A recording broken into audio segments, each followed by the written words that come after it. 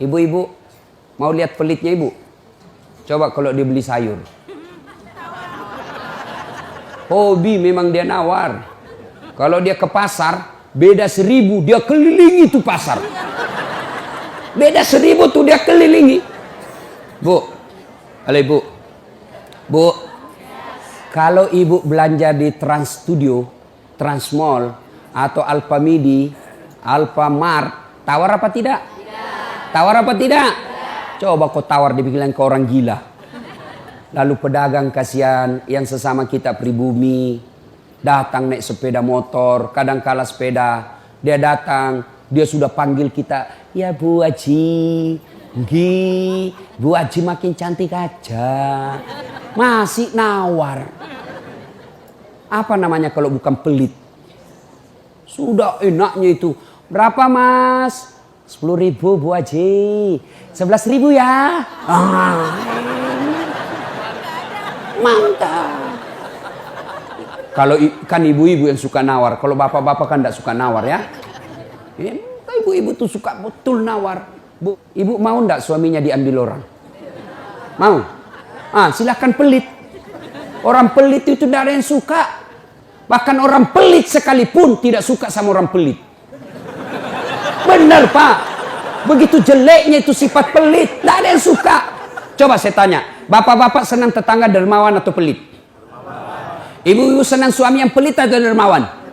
Senang mantu yang pelit atau dermawan? Teman-teman yang pelit atau dermawan? Dermawan, tidak ada orang suka orang pelit. Bahkan orang pelit pun tidak suka sama semuanya pelit. Jangan kau ke rumahnya, pelit dia itu. Padahal dia juga pelit. Begitu jeleknya itu sifat pelit. Demi Allah, tidak ada orang bangkrut gara-gara sedekah. Adakah pernah bapak dengar? Mas, tuh yang di sudut rumah di komplek, tuh kaya betul dulu Ustadz. Cuma karena dia rajin sedekah, bangkrut. Ada? Tidak pernah. Biasa kita ini sangka buruk kepada Allah. Tidak mau bersedekah karena sangka buruk. Nanti saya makan apa? Nanti saya makan apa? Jangan cemas rezeki. Jangankan diambil orang. Tertukar saja tidak. Cica aja dijamin rezekinya. Tahu Cica? Tahu? Cica makan apa ibu? Masuk akal enggak? Enggak masuk akal. Gimana caranya? Satu di dinding, satu terbang. Di mana ketemu? Enggak ada terminalnya. Kalau pesawat terbang, kita jalan, ada ketemunya di mana? Di bandara. Ini Cica satu terbang, satu di dinding. Di mana ketemunya? Tapi lagu kita waktu kecil kan, Cica di dinding, diam merayap. Datang seekor nyamuk. Nyamuk yang datang. Nyamuk yang datang. Allah jamin rezekinya. Lagu tidak bilang Cica lompat ke nyamuk. Setengah mati Cica kasihan. Iya kan? Itu Cica, enggak sarjana. Enggak punya kursus, enggak ada kaki, enggak ada otaknya, enggak cerdas, bisa hidup. Apalagi ibu, jangan pelit. Sedekah, Allah sudah jamin rezekimu. Bu, ada suaminya mulai selingkuh? Ada? Nggak usah curhat sama tetangga, apalagi curhat di Facebook. Tak kusangka kau begitu. Pret, beleng-beleng. Rahasia keluargamu kau ungkap di Facebook. Begitu mulai, bu, ciri-ciri laki-laki yang sudah mulai lain-lainnya. Kalau yang selama ini tidak pernah pakai sisir keluar, tiba-tiba rapi. Tidak pernah pakai parfum, tiba-tiba beli parfum malaikat subuh. Yang tadinya keluar rumah tidak pernah pakai setrikaan, langsung rapi.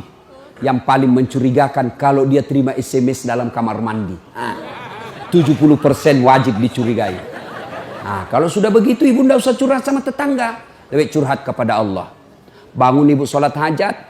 Lakukan sampai 8 rakaat. Setiap 2 rakaat di sujud terakhirmu kau berdoa kepada Allah. Ya Allah, engkau yang membolak-balikkan rasa cinta dalam hati suamiku. Tidak mungkin aku bisa mengendalikan cintanya. Ya Allah, tidak mungkin aku jaga dia 24 jam. Engkau yang maha menjaga ya Allah. Ya Allah, pelihara suamiku dari godaan perempuan lain. Ini ada duit saya 500.000. Saya tolak bala besok ke panti asuhan. Mudah-mudahan 500.000 suamiku terhindar dari wanita jahat. Bismillah. Coba amalkan itu bu. Coba amalkan. Yang jadi masalah kalau suaminya juga sudah tahu rumusnya. Dia bangun juga sholat tahajud. Dia bangun pula sholat hajat. Istrinya sebelah, kamar sebelah. Suaminya kamar sebelah. Ya Allah, capek sudah saya lihat istri saya, ya Allah. Ngamuk aja kerjanya. Marah-marah aja. Berat badannya juga makin tambah, ya Allah. Nggak tahu dilihat dari mana dia seksi. Ya Allah, ini ada duit saya 500.000. Tolak bala, ya Allah. Mudah-mudahan istriku ikhlas saya kawin lagi. Bingung malaikat, yang mana nih? Jangan pelit. Demi Allah, tidak ada orang bangkrut gara-gara sedekah. Saya kasih contoh. Tanggal 4 kemarin, sehari sebelum lebaran. Ya, tanggal 3 malam. Ada anak-anak usia 19 tahun. Bapaknya Flores, mamanya Toraja, Kristen. Karena sering dengar ceramah saya di YouTube, akhirnya dia memutuskan diri masuk Islam. Desember kemarin. 19 tahun. Tanggal 3 malam, dia DM ke saya di Instagram. Ustadz, saya ini dicerita cara mualafnya.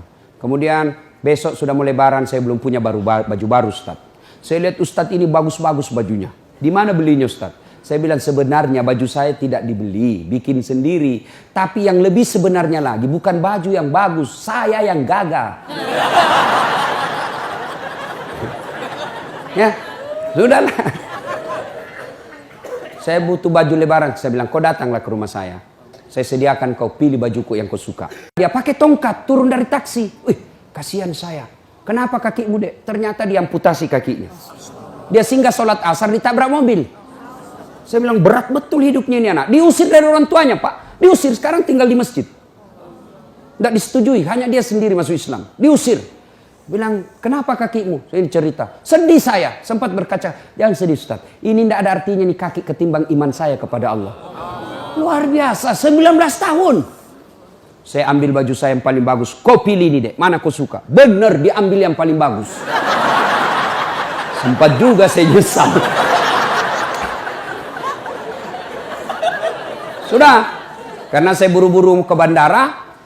Saya mau pergi khotbah. Ya, ini Dek. Kau ambil 1 juta. Sudah. Baliklah dia. Naik Grab lagi. Sudah. Perjalanan saya ke bandara, masuk WhatsApp. Ustadz, berapa nomor rekeningnya? Wakil Wali Kota Balikpapan. Dalam hati saya bilang, kenapa lagi Pak Wali? Ada apa? Padahal dalam hatiku, segeralah.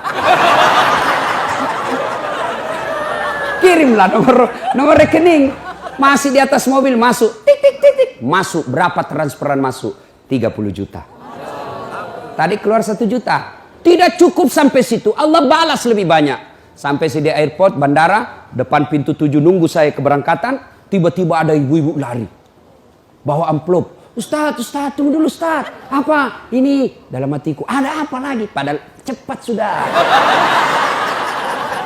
Ini ada ternyata ada fans saya. Dia lihat saya di bandara. Dia mau kasih. Tapi cepat buru-buru mau masuk bandara. Dikasih saya melalui itu ibu. Nih ada Ustadz titipan dari ini. Oke, saya buka. Berapa isinya? 10 juta. Sudah 40 itu kan gantinya. Besoknya tanggal 5 selesai khutbah. Biasanya kalau saya khutbah dikasih itu ibu 25 juta sama itu bu bupati. Berapa saya dikasih waktu itu? 35 juta. Berapa Allah ganti? 75. Keluarkan 1 juta, Allah ganti 75 juta. Kenapa ibu miskin? Karena ibu malas bersedekah. Selalu berkeyakinan saya miskin. Maka Allah, ana inda sanni abdibi. Saya tergantung sangkanya hambaku. Kalau kau sangka tidak mampu, maka kau kukasih tidak mampu. Sedekah ibu. Allah tidak lihat 1 jutanya. Allah tidak lihat 100 ribunya. Yang Allah mau nilai, kamu sedekah enggak 1 hari ini. Jangan pernah lewatkan maghrib tanpa sedekah di hari itu. Coba amalkan. Coba. Kenapa kita tidak bisa umroh? Karena selalu yakin saya tidak mampu. Maka Allah ya sudah kau yakin tidak mampu. Sedekah. Pulang ini kau sedekah sama tetanggamu. Cari orang miskin. Cari janda-janda tua. Tidak usah janda muda. Banyak yang bisa selamatkan. Jelas? Salatullah salamullah ala toha rasulillah.